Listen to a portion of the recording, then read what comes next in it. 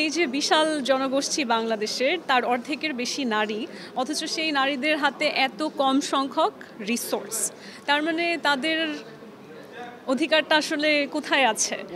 কারণ আমরা আমরা যখন ভিজিবলি কথা বলি, আমরা ভাবি যে নারীরা কথা বলছে, নারীরা বাইরে বেরোচ্ছে, তার মানে সমান অধিকার আছে। কিন্তু বাস্তব জীবনে আসল জায়গায় কিন্তু সমান অধিকার নেই এখনও। তো এটা আমি বারবার মানুষকে একটু মনে করানোর জন্য এই প্রশ্নটা করি। বাস্তব জীবনে দেখা যায় যে নারীকে আসলে ওইভাবে ট্রিট করা হয় বা ওরকম কিছু বলা হয় যে কারণে সে হয়তো ফিল করে যে এটা আমার বাড়ি না। তো ওখানে কিছু সচেতনতা তৈরি করা উচিত যে নারীকে সম্মান করুন এবং বাড়িটা যেতে আসলেই তার অধিকার আছে সেই অধিকারটা তাকে দিন। আচ্ছা মেঘনা, আমরা দেখছিলাম যে আজকে খুবই সুন্দর উপস্থাপনা করছিলেন দীর্ঘক্ষণ ধরে মৎস্য কৃষি সম্পদ মন্ত্রণালয়ের যে অনুষ্ঠানটি, দারুণ আলোচনা করেছেন। একটু এই প্রোগ্রামটা নিয়ে বলবেন আসলে কি প্রেক্ষাপট ছিল এবং কি বিষয় আসলে আমরা দেখেছি যে প্রান্তিক কৃষকরা এসেছে বিভিন্ন দেশের বিভিন্ন প্রান্ত থেকে, একটু যদি আমাদেরকে বলতেন।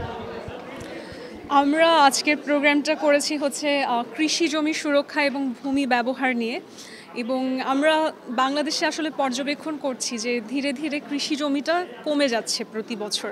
তো এটা যদি চলতে থাকে তাহলে কিন্তু আলটিমেটলি একটা খাদ্য নিরাপত্তার সংকট দেখা দেবে আমাদের দেশে। তো ওই ঝুঁকিটা আসলে কিভাবে প্রতিহত করা যায় সেটার জন্যই এটা একটা উদ্যোগ, এবং এই উদ্যোগের সাথে আছে বাংলাদেশ অ্যাগ্রো ইকোলজি প্ল্যাটফর্ম। সেখানে অনেকগুলো সংগঠন রয়েছে, বাংলাদেশ কৃষক ফেডারেশন যেখান থেকে আমি প্রতিনিধিত্ব করছি, আমার বাবাও আছেন, বেলা আছে, এবং আরও অনেকগুলো সংগঠন একসাথে হয়ে এই আয়োজনটা করেছে। এবং মানুষের মধ্যে আসলে জনসচেতনতা বাড়ানো, এবং এই যে মন্ত্রণালয়গুলো রয়েছে, যেরকম আপনি বললেন যে মৎস্য মন্ত্রণালয়, তারপর হচ্ছে কৃষি মন্ত্রণালয়, আজকে উপদেষ্টা ফরিদা আপা যিনি আছেন উনি এখানে উপস্থিত ছিলেন প্রধান অতিথি হিসেবে, অনেক সচিবরা ছিলেন। এই যে সরকারের সাথে সাধারণ মানুষের একটা সেতু বন্ধন তৈরি করা, এটারই একটা প্রয়াস ছিল। মোনালিসা হেভি ফ্লো 15 পিস প্যাকেটের সাথে 8 পিসের একটি প্যাকেট একদম ফ্রি। আপনি যখন উপস্থাপনার পাশাপাশি নারীদেরকে খুব উদ্বুদ্ধ করছিলেন যে আসলে তাদের ভয়েস রেজ করার জন্য এই বিষয়গুলো নিয়ে আসলে, এবং আপনি যখন কথা বলছেন তখন এরপরে সাহস করে কিন্তু নারীরা কথা বলেছে, আমরা দেখেছি যে নারীদের অধিকার এবং বিভিন্ন বিষয় নিয়ে। মানে আপনার কি এমন কোনো ইচ্ছা আছে যে আসলে নারীদেরকে নিয়ে তো কাজ করেনি, সেক্ষেত্রে আর নতুন কোনো আসলে কোনো পরিকল্পনা আছে কিনা? আসলে আমাদের আজকের যে টপিকটা অ্যাগ্রো ইকোলজি, এটা নিয়ে আমরা যখন কথা বলি মানুষ ভাবে যে খুব একাডেমিক কোনো একটা শব্দ, হ্যাঁ, বা মনে করে যে অ্যাগ্রো ইকোলজি মানে শুধুমাত্র ভূমির অধিকার এটা নিয়ে কথা বলছি, তা কিন্তু না। এটার মধ্যে পড়ে কৃষকের মর্যাদা, একজন মানুষের হচ্ছে ন্যায্য অধিকার তার জমির মালিকানার উপর। তো এরকম অনেকগুলো বিষয়, খাদ্যের নিরাপত্তা, অনেকগুলো বিষয় এটার আন্ডারে পড়ে। তো সেখানে আমি সবসময় একটা জিনিস নিয়ে কথা বলি যে আপনারা কি জানেন যে জমির মালিকানা নারীর কাছে কত শতাংশ আছে? কারণ আলটিমেটলি কিন্তু আপনার হাতে যদি জমির সেই ওনারশিপটা না থাকে তাহলে ডিসিশন মেকিং পাওয়ার নেই। তো তারা সবসময় অবাক হয়, এভাবে তো কখনো চিন্তা করিনি, এবং দেখা যায় যে অনলি 4%, 5%, কৃষি জমি তো আরও কম, অনলি 2%। তো এই যে বিশাল জনগোষ্ঠী বাংলাদেশের তার অর্ধেকের বেশি নারী, অথচ সেই নারীদের হাতে এত কম সংখ্যক রিসোর্স। তার মানে তাদের অধিকারটা আসলে কোথায় আছে?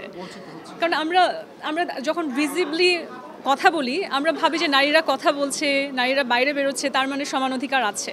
কিন্তু বাস্তব জীবনে আসল জায়গায় কিন্তু সমান অধিকার নেই এখনও। তো এটা আমি বারবার মানুষকে একটু মনে করানোর জন্য এই প্রশ্নটা করি, এবং সবসময় দেখা যায় প্রশ্ন করার পর নারীরা চিন্তা করা শুরু করে, পুরুষরাও এটাকে অ্যাকনলেজ করে যে আসলেই তো, এইভাবে তো কখনো ভেবে দেখিনি। তো আজকেও সেটাই হলো, এবং এই প্রশ্নটা করার পরে আপনি দেখতে পেলেন যে একে একে সমস্ত নারীরা আসলে তাদের অপিনিয়নগুলো শেয়ার করা শুরু করলো, সাহস পেল যে কথা বলতে হবে।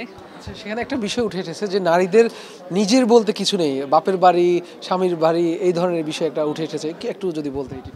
আসলে আমি পার্সোনালি এটাকে ভিন্নভাবে দেখি। মানে আমার নিজের জীবনে আমার কাছে মনে হয় যে আসলে নারীদের অনেকগুলো বাড়ি আছে, তার বাবার বাড়িও আছে, তার শ্বশুর বাড়িও আছে, স্বামীর বাড়িও আছে, ছেলের বাড়ি হলে ওইটাও আমার চিন্তা হচ্ছে অন্য। আমি ভাবি যে নিজের জমি আসলে নেই, সেই বিষয়টা কিন্তু বারবার বলছে।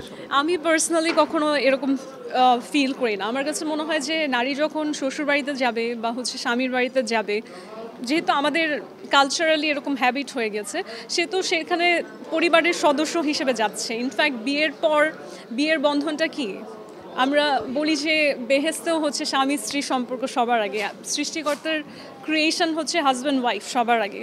তো আপনি তো বিবাহ করছেন মানে হচ্ছে একটা মানুষকে আপনি আপনার জীবনের প্রায়োরিটি ডিসাইড করে ফেলেছেন, তো সেই তার সাথে যেই বাড়িতে থাকছেন সেটা তো আপনার নিজের বাড়ি।